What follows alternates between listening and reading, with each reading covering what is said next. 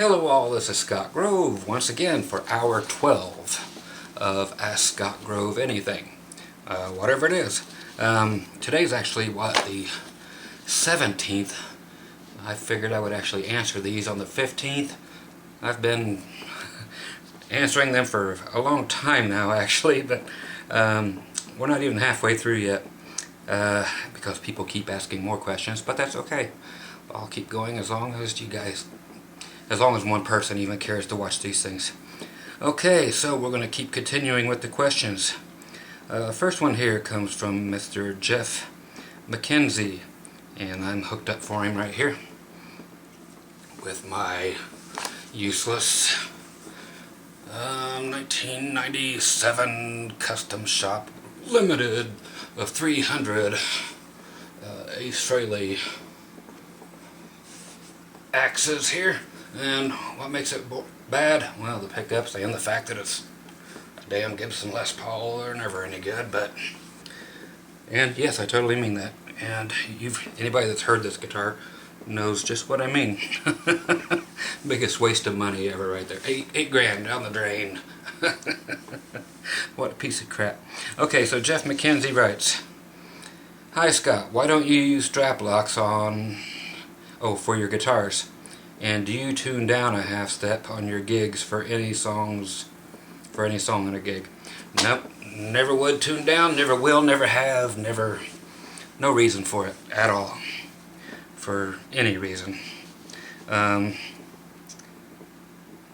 Why would you? And why don't I use strap locks? I do on the guitars that I use on stage.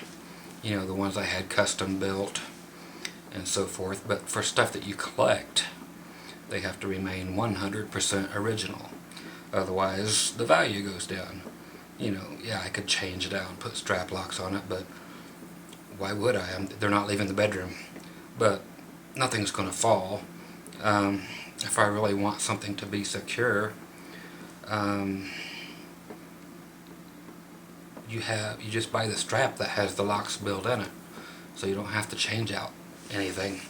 So if I was to change one thing, meaning even putting the pick guard on here, that would totally screw the value up of this guitar. So you just, on any guitar that I have that has a humbucker in it, and this whole collection is not a guitar I would ever take anywhere. They're just here as collector pieces. So here you go. You got these shitty little things that Gibson always puts on theirs, and these drop quicker than anything. Drop like a rock. So what you do is you go out and get you a Planet Waves strap. You insert the strap into the slot and you pull it back, hit this one little lever here, and now your guitar is locked in and will not, I have to push this lever over here and turn this and spin this way and anything for it to unlock. So you use a locking strap, not strap locks. So that cures all that. Okay, so I get to hold. No, I won't hold this guitar. I don't want to touch it. That's how much I hate this guitar. It looks pretty back here though. Everything I have doesn't have any color to it, just except for that guitar, but it's just worth money. It just ain't worth a shit as far as a guitar goes. Okay, so let's get on to right below that, who answered the question, which is DNA Tech to Mr. Jeff McKenzie. Everyone knows that strap locks affect the tone. That's why you don't take them off. So cute. But yeah, there's no reason to tune down a half step for anything, unless you have to go sub for some band that tunes down for some reason. Standard tuning is standard tuning. I can't imagine why anybody would tune down. Some people say to save their vocals and crap, and then some of the rock bands all tune down, and it's all bullshit to me. Okay, Jackson X. He writes a lot. Jackson, oh how I wish Scott had more Jackson reviews. Not won't be any. There's one right now on eBay, but it's so destroyed that I wouldn't get it. It's a Vinnie Vincent Jackson signature, you know, with the double V's at the end of it, but it is how you like this motion thing. See the camera? I don't know how to fix that. So people keep asking, why don't I get this camera or that camera? Why don't I go high def and all this? Again, this is high def. You know, just lighting sucks, and I've got 1, 2, 3, 4, 5, 6, 700 watts worth of light in here, and it's all pointed right at me, but somehow it still sucks. But I don't know how to get the camera from doing, let's see, this. You do this and this motion thing happens, makes you seasick. Okay, next one's real easy. We can zoom right through it. Brandon Brown, do you like Nirvana? No. Worthless. Suck. I'm glad Cobain's dead. Okay, next. Brandon Brown again. What is the worst gig that you've been to? Well, it probably would have been a Nirvana concert had I ever been to one, but the worst gig that I've been to, other than some of the ones that I've had to fill in for. Let's see. Worst gig. Well, I'll tell you this, and you probably won't know who it is, you know, if you like Nirvana. But for everybody else, there's only one concert I've ever walked out on, just because I got so fucking bored. You know, when I expect to see a goddamn show, and most people do not put on a show. I'm not talking like trained monkeys and everything being exactly choreographed like Kiss. I just mean the players were all exceptional, blah blah blah. One of the few bands that are even allowed to play country music on their own albums. You know, if you know anything, you know that country music, the bands don't play on their own albums 98% of the time. Same sessions people hired for pretty much any given album. And the different players do recordings at different studios every single day, 3 or 4 sessions a day at different studios, and they use their cartage companies to deliver and pick up their other gear, and but people who are morons don't understand that. But anyway, so this was a country concert, and it was a gentleman by the name of George Strait. Just the worst piece of shit. I mean, the players were great, but good fucking God. I mean, just everybody was one nap away from a coma. You know, so I left that and just, hell no. I just can't deal with that. You know, somebody that is, it's like his boots were glued to the floor, and that's where he stood, and nobody else made a single move either. I mean, anybody that was behind the scenes was, you know, running everywhere, but nobody on stage moved a muscle. Okay, next, Groovy DJs. Oh, I'm responding to, I gotta put these on here just for people to do this. Sergio. Okay, so here's, if you guys know Sergio, here's his name, so you can go talk to him if you care to. I know some people will, and I'm always asking you to. But anybody wants to, there's the name. Still on there. Why are you such a melodramatic cunt? I was your subscriber, but suddenly I did realize, why am I listening to this guy who is just raging at everything to tell everyone he has the truth about everything? And I mean no offense, but maybe you have some ground to stand for that, right? Well, Sergio, you're... What I write, I actually wrote something. I wrote, I'm guessing that you are from a different country since your sentences don't make any sense. And yeah, they're structured horribly. So please rephrase them in a manner so that I will have a way to answer whatever it is that has your panties in a bunch. Thanks. So that's what I wrote back. So if you guys understand Sergio's question, you can go answer for me. Okay, next one. Oh, he asks, why am I such a melodramatic cunt? I am what I eat. Good enough? Sergio. Got a green card there, Sergio? I doubt it. None of you do. Okay, let's go to Eddie Lanehausen. Who of diverse backgrounds have you performed with? Diverse backgrounds. Well, I'll just automatically go to what comes to mind. Got to play many times with Charlie Pride. That's a diverse background, I guess. Just the fact that he's black. You know, I can't imagine anything else. I haven't performed with Yanni or anything yet, or let's see. I never did anything with Liberace. So, Charlie Pride, I guess. About as diverse as it gets. Okay. I don't know if you met Rock or what. Whatever you... I don't know. So, there's my answer. Next one. Any random guy, 13. Dear Scott. Yes, dear. Being a Kiss fan, collecting basically goes hand in hand. Missing a couple words, but okay. Is there anything that you have in your Kiss collection, if you have one? Yes, I do, a big one, and a big Kiss collection, that may be considered not rare or not worth much, but has sentimental value or a unique story behind it? Thanks for a response, and I'm also sorry if it's kind of music related. Take care.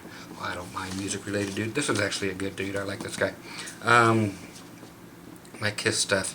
I just actually, all of it is still in the package except for one thing, and that is, what is it, the trivia game.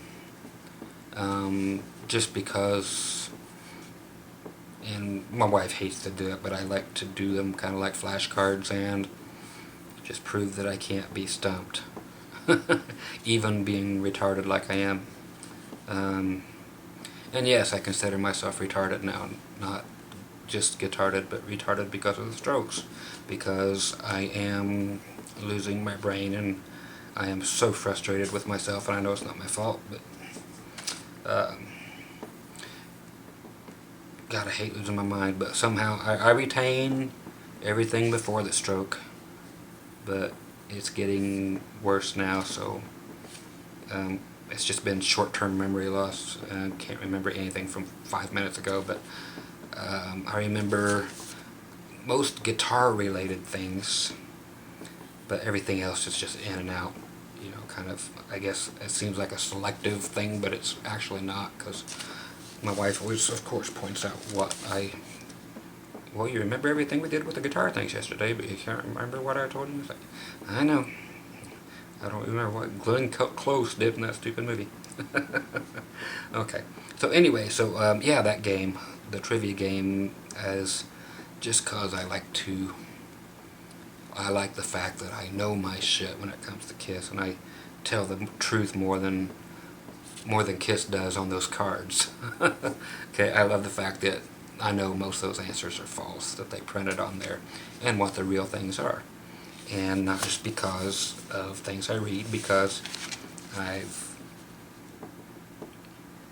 professionally ran into them and worked with them on different occasions, and then the studio thing was nothing special, but a little inside info that some people don't have on them guys. So it's nice to know the facts, and then to see that the game is so fixed. So it's just kind of fun to have that knowledge. I've got a lot of knowledge that I'm not allowed to share with anybody, not on Kiss, but just in general. And again, I mentioned, and I want to spill the beans on Gibson, Fender, Ibanez, and PRS, and China. But that's all I can say. Okay, next. Okay. Here's me responding to somebody. I don't know where it is, but I'll have to go. and more questions removed. Skip another thing by, oh, here's something.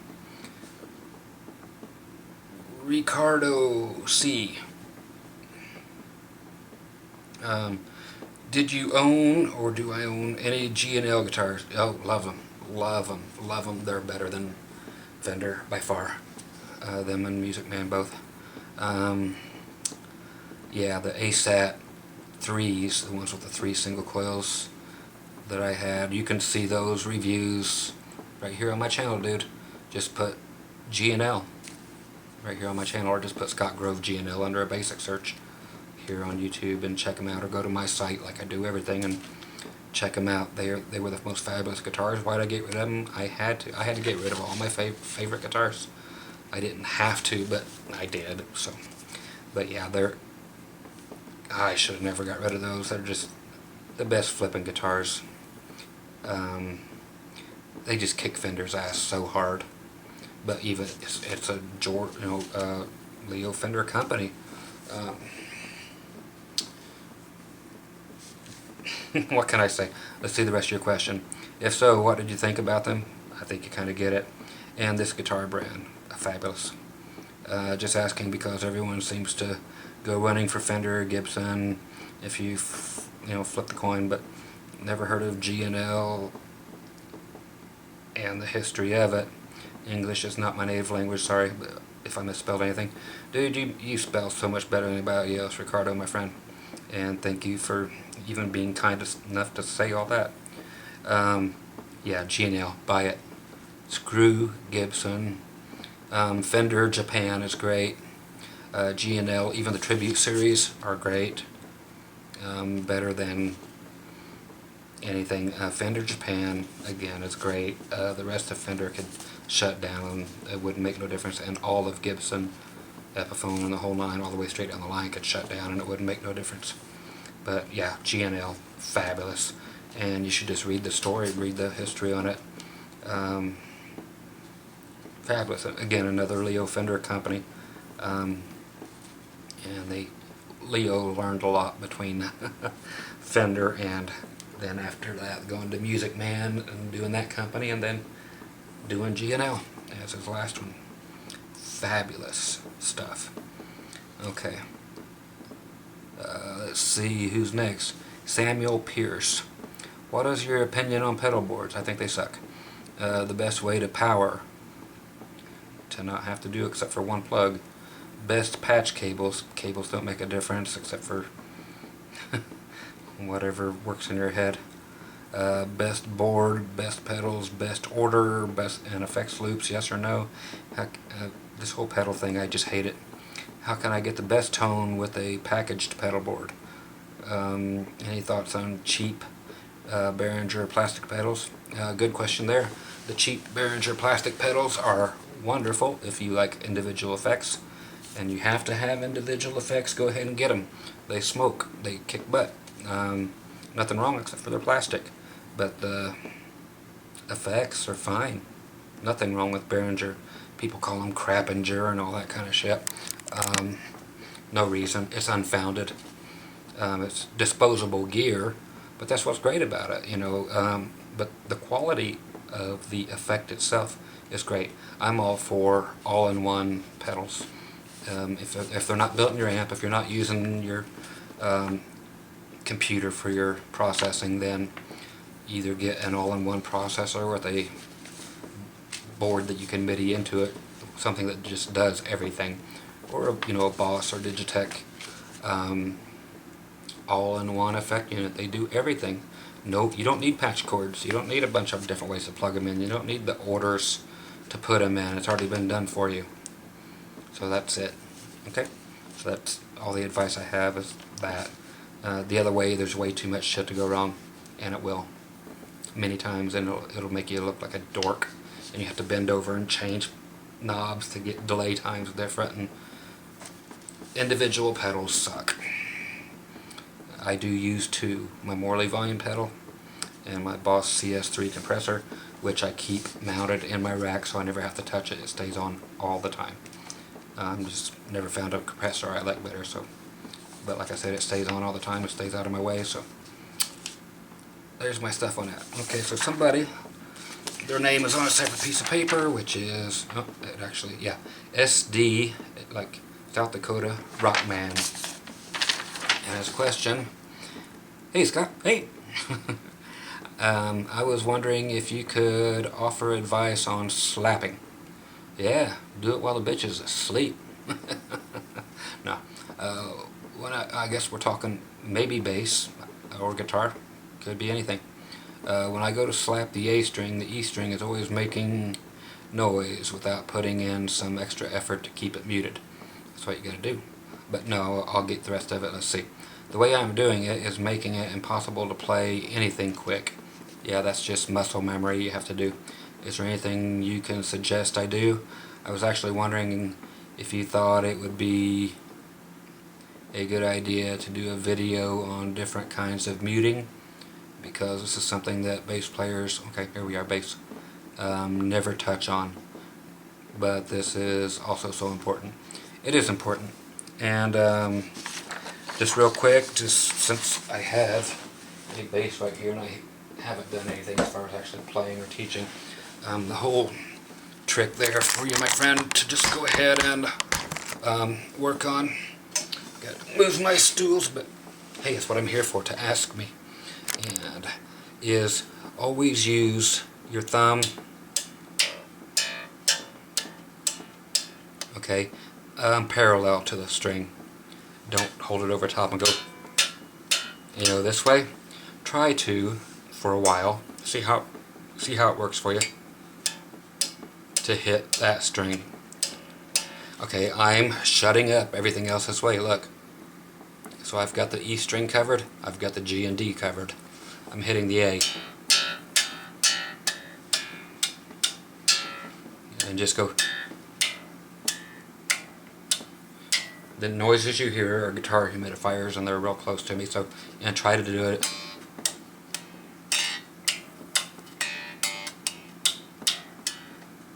Okay, so try to just do one at a time.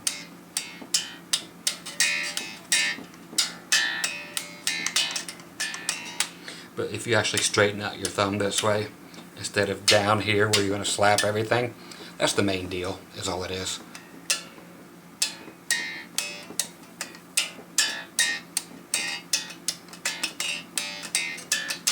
Okay, so just a straight parallel slap.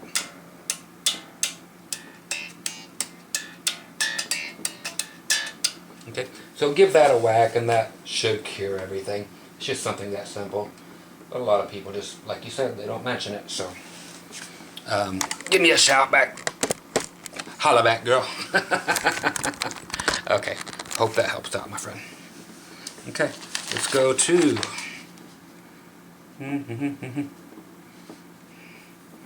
where am I?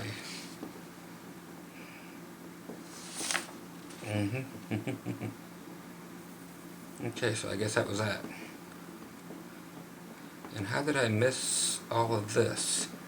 But yet I laid that down. Okay, I know I finished all those. And the next one is, yeah, these. Again, all of these are in order that they were asked. So, anybody wants to know? And, God, boy, that really changes things. Trying to get rid of some of that wiggle. Going on back. Hey, how's that for messed up? I'm not touching anything. I'm not touching you. I'm not touching you. Okay, let's go to RSSBRRY. I guess it's raspberry, kind of. Have you listened to Modest Mouse? No. Don't know what it is. Also, I've never been much of a Gibson fan. Good for you. But those Explorers, and especially that V behind you, are incredible. Actually, every one of those guitars are. Yeah, I gotta hand it to Gibson there. And I gotta hand it to the Norlin years.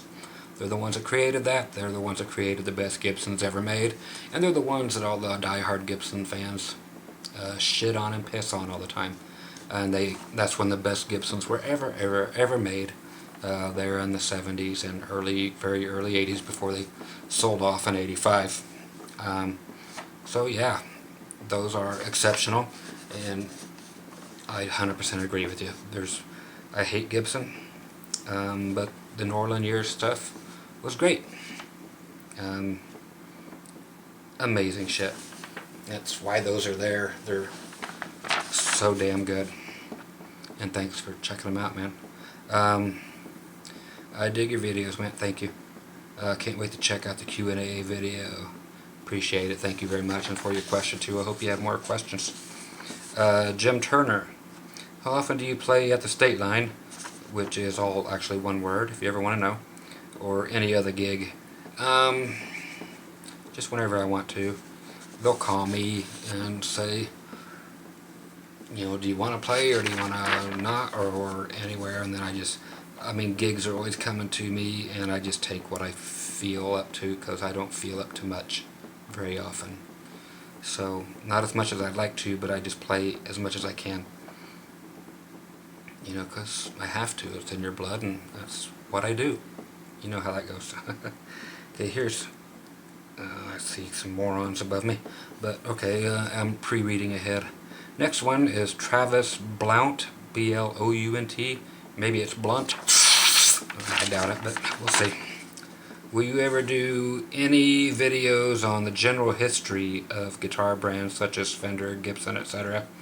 Not even so much individual guitars, I mean the brands as a whole, more than anything. I enjoy your take on the history and the whys and whats of guitars, and how things came to be the way they are. I've learned a lot from you, and I'm grateful. Thanks. Thanks, Travis, man. I can, if you'd like. I doubt that I'll do much justice to them, but I will definitely put my wacky-ass little spin on them. Okay, so, yeah, I'll be glad to. Here's one from the ASE Master. ASE. I guess that's Ass Master, ASE. Don't know. What's your favorite mic for vocals? Oh, easy. I'll leave that one up there. And got about 10 of these suckers laying around. Here's another one. Here's another one. Let's see which one I can just dig out. Yep, there's another one. This one's never been used either. I've got like 10 of these laying around, and at least 8 of them have never even been touched. The best vocal mic, period, before you go to condenser stuff, which phantom power, and you don't want to use it, it just screws everything up. Right here, Electro Voice. It's the ND767A. Okay, right there. Just the best mic available.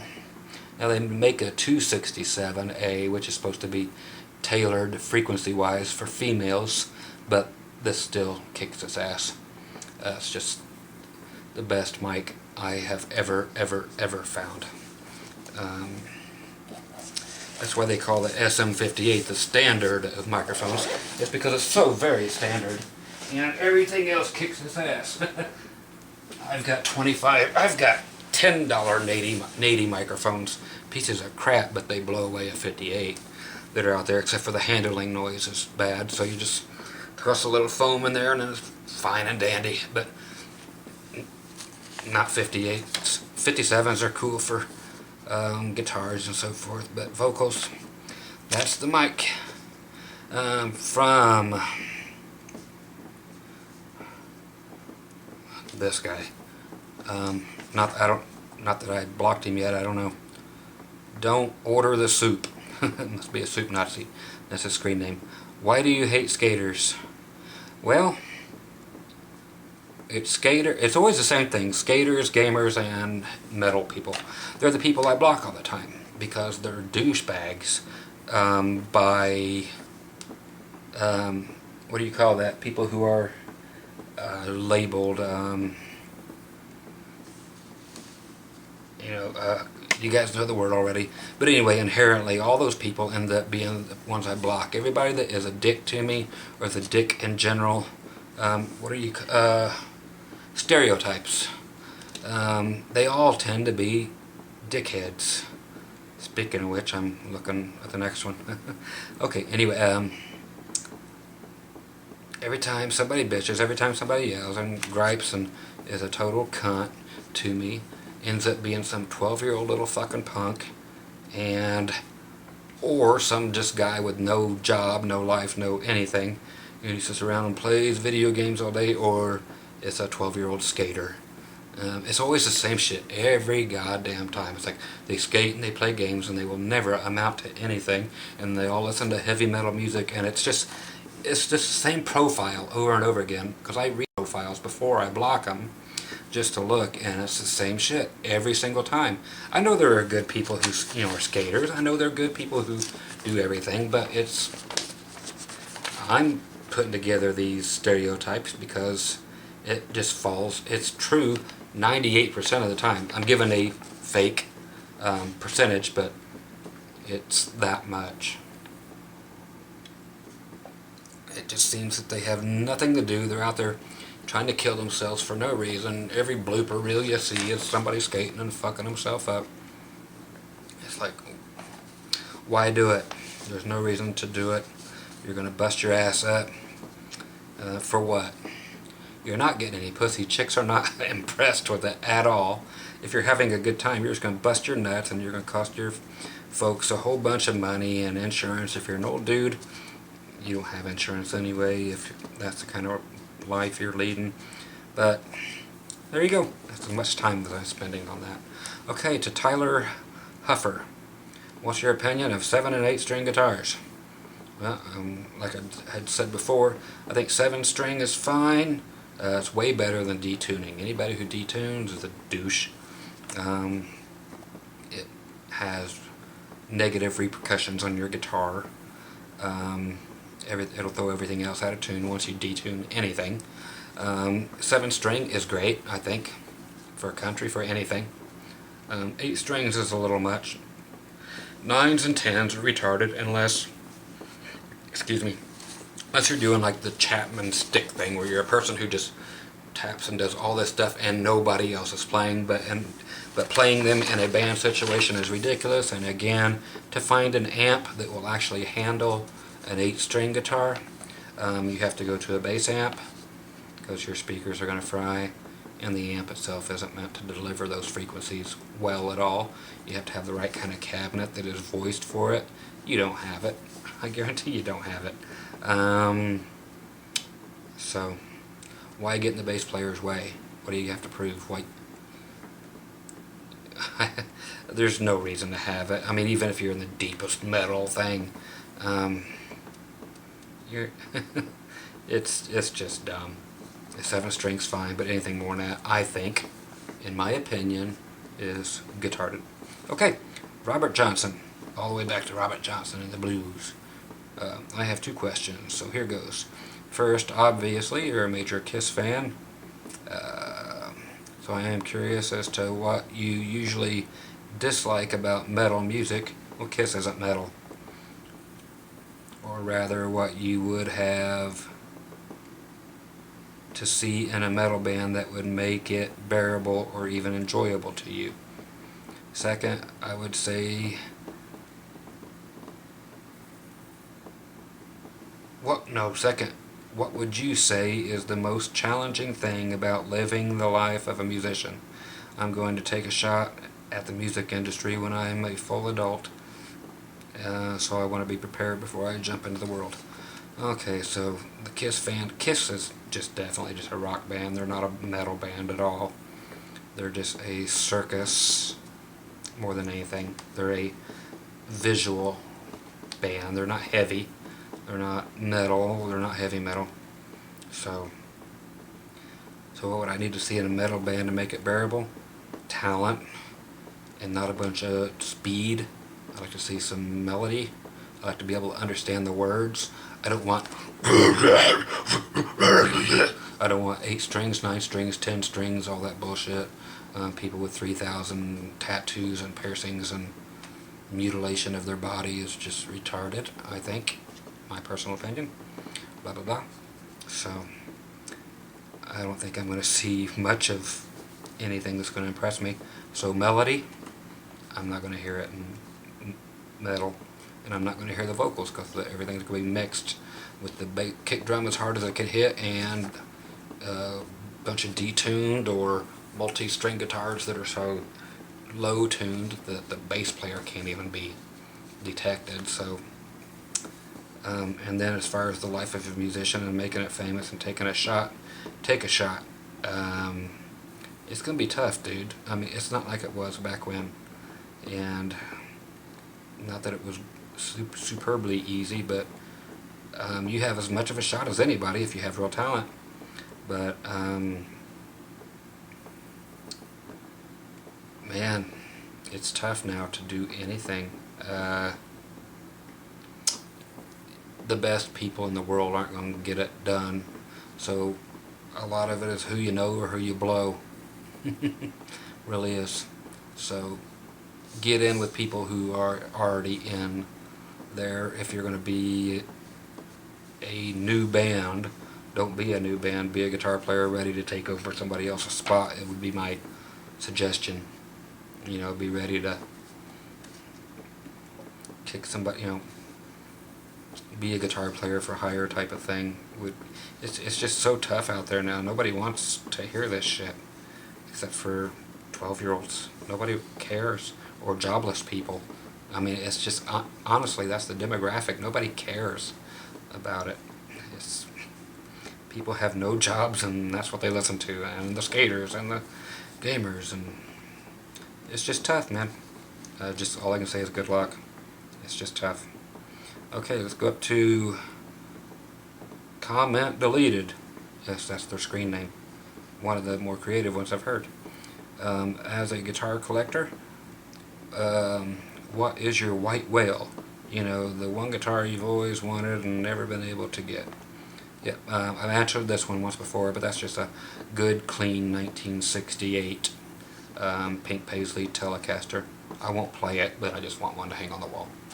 So that's what I'm looking for. That would be it. And again, I won't play it because I don't like Telecasters, you know, unless they have 3 pickups, and then it's got those stupid saddles, you can't get them in tune.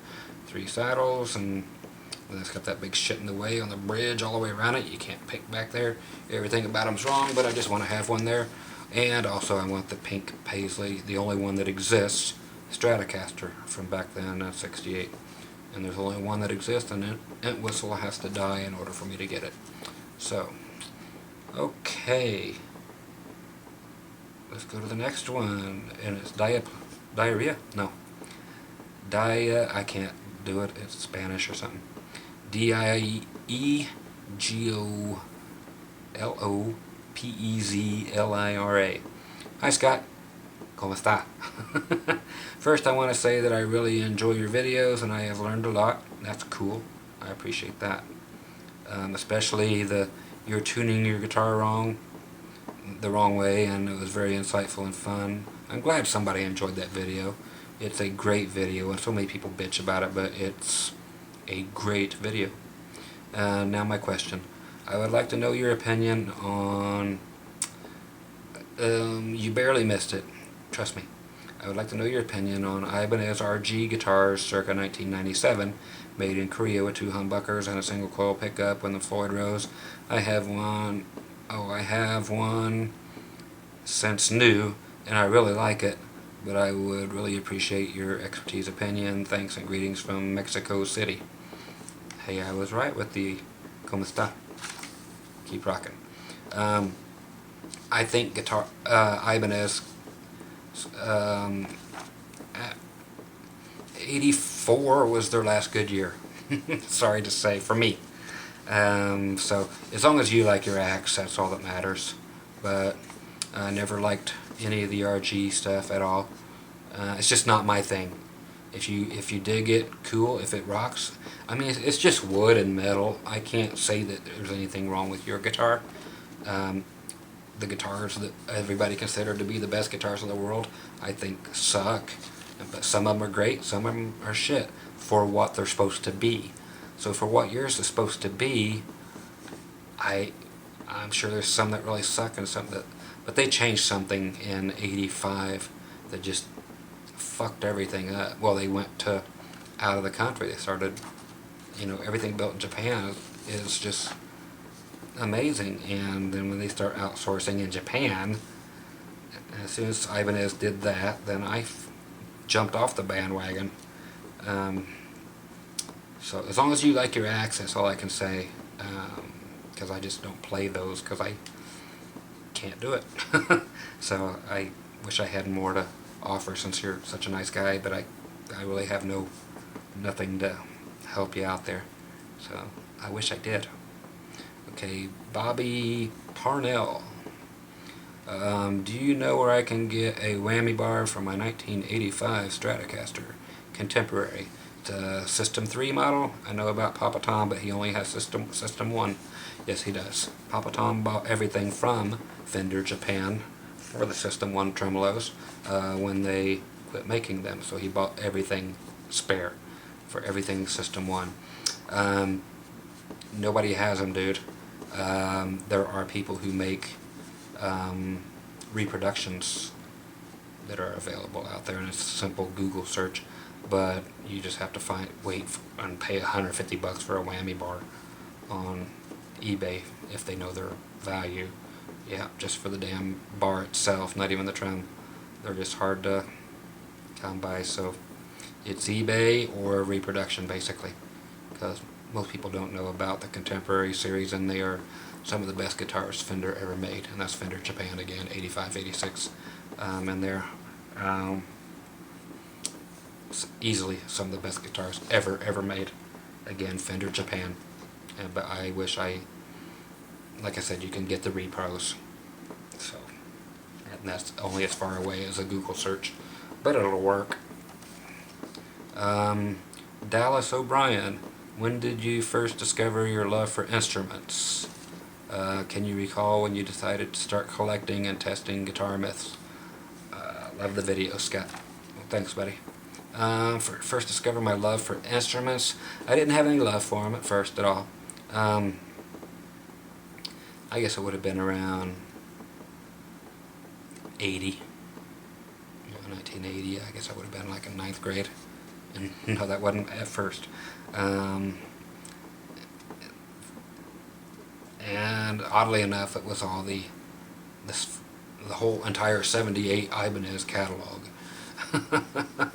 Was everything I loved. Now I've got some behind me, but from then on, yeah, and then I started working at the music store too, and playing and going to school, and just checking out every guitar there. And these were back in the great days when all the instruments were supposedly cool that everybody loves.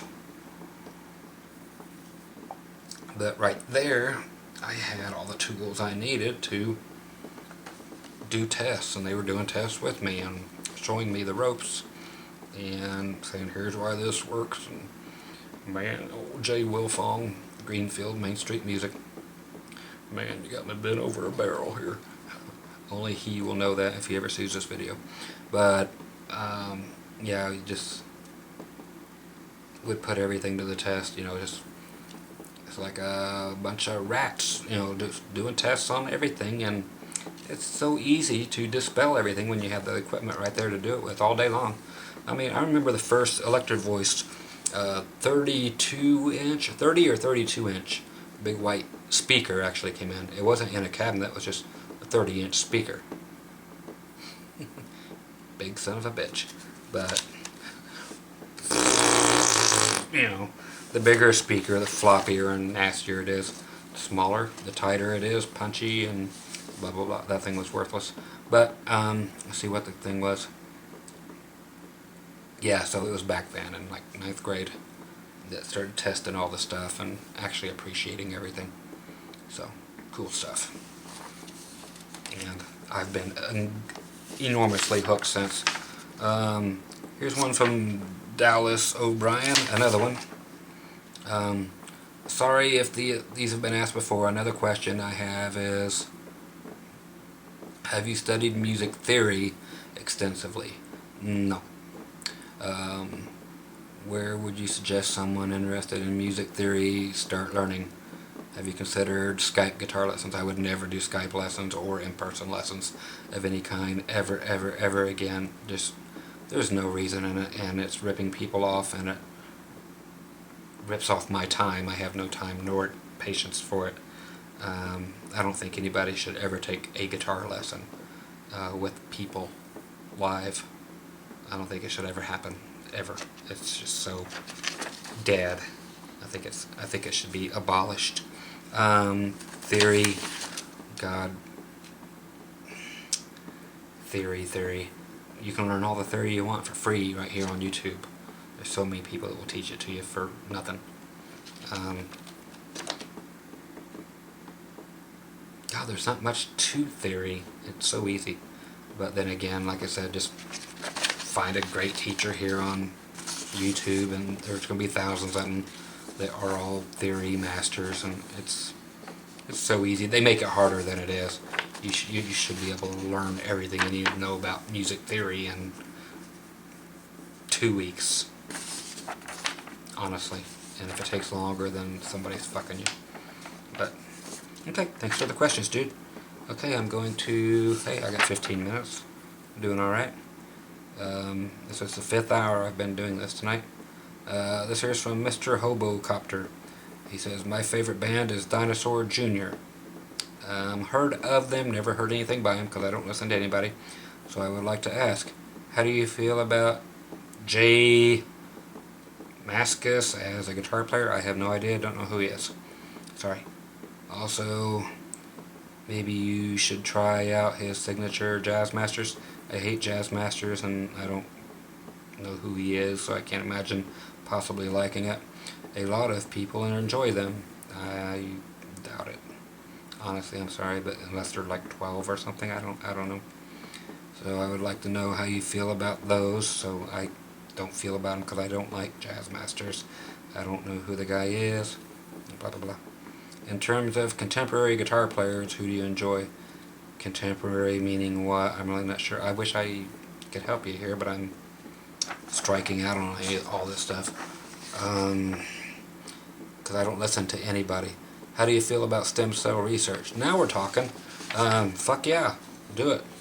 I think everybody. I think 100%. I'm a gazillion percent for it. Just like Peter Griffin. It's like, why aren't people funding this thing? Yeah, you know. I hate children, so, and I really do. I see no need for them, so might as well get them young. Yeah, so the fetuses, hell, they gotta be good for something, so find out ways to cure shit, use them up. You know, if you could do them while they were alive, I'd still say use them up. It's sad to say, but that, you know, people want the truth, here it is. I'll throw it out there. I gotta answer something in here.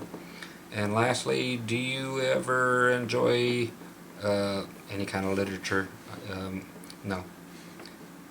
I enjoy somebody, Faulkner, as writers in those categories. Have a nice day. Cool. Yeah, I don't do books. I don't read. Sorry, dude. I just don't. So here's somebody answering more questions for me.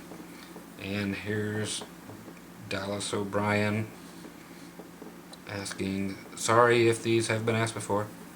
Another question I have is, have you studied music theory? No, I just answered that one 2 seconds ago. And would you do Skype guitar lessons?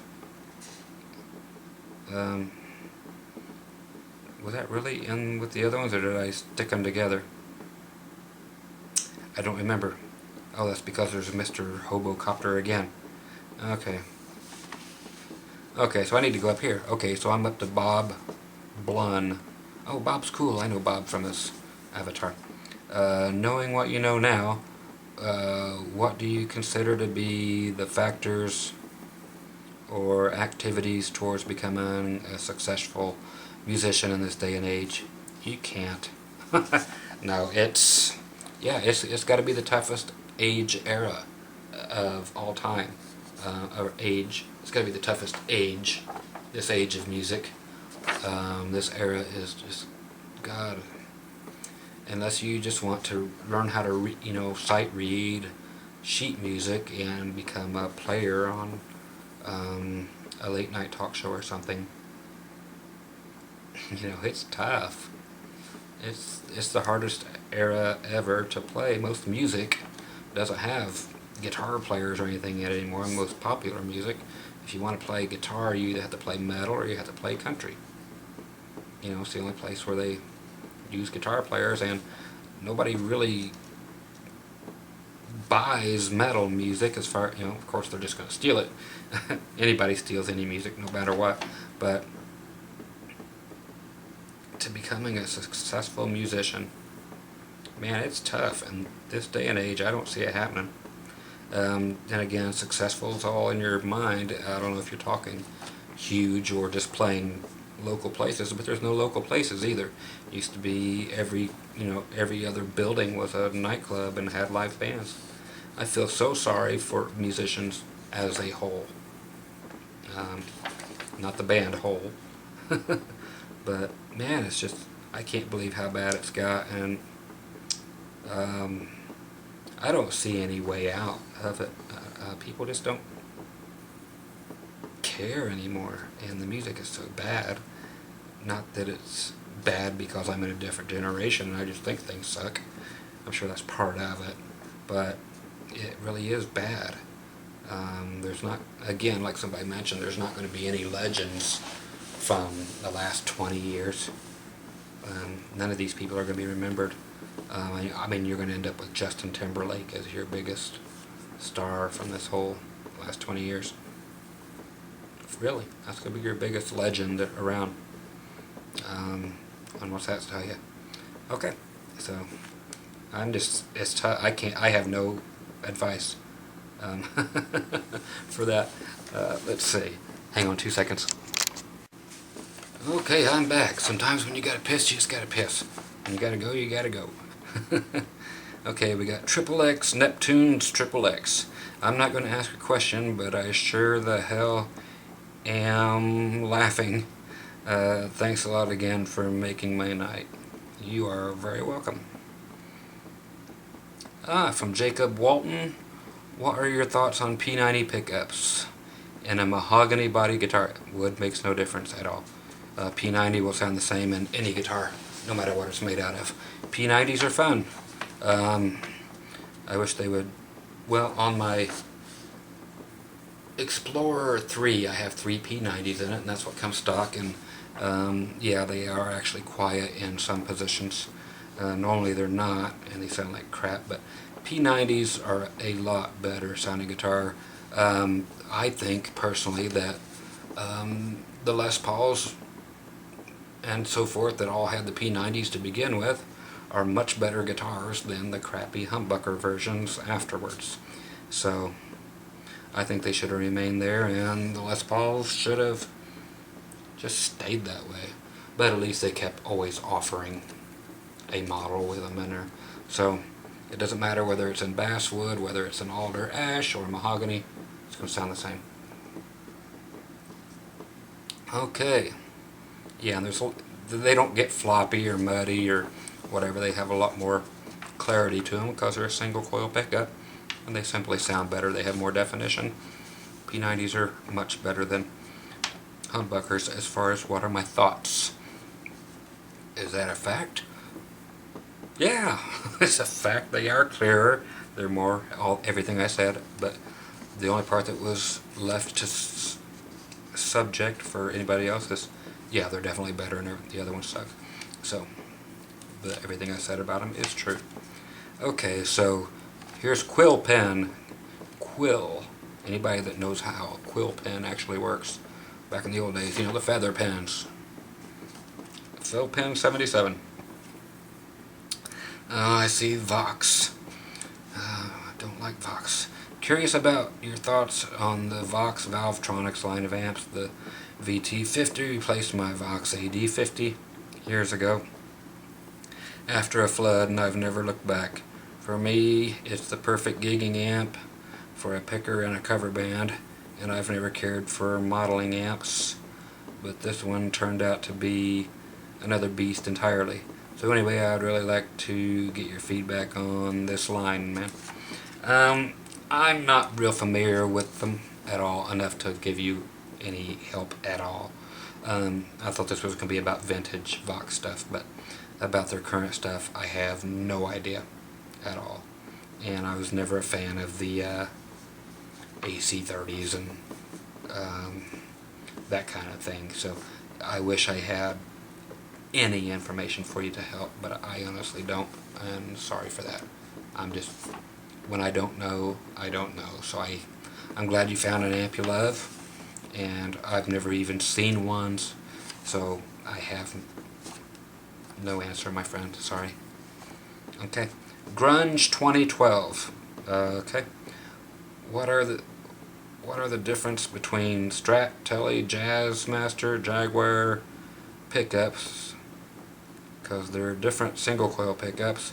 And what are the difference between guitar magnets like Alnico and the ceramic and whatever it's called, especially the difference between the Alnico 2, 345, etc. Well, that would be, just depends on what you like. That's a question. What am I looking at here? I forgot that this starts over again when I went to pee. So I'm going to say, I knew I had about 10 minutes. Strat and Tele, let's just go there. Just the Strat has 3 pickups. Some Teles have 3 pickups. Some Strats have 2 humbuckers. Some Teles have 2 humbuckers. Some Teles have 1 humbucker. God, they're all different, dude. The Jazzmaster, they've had 2 pickups too. Their Jaguars have had them too. They're all different. Just check them out. I mean, there's no real way to answer all these. The Alnico and the ceramic, it doesn't matter.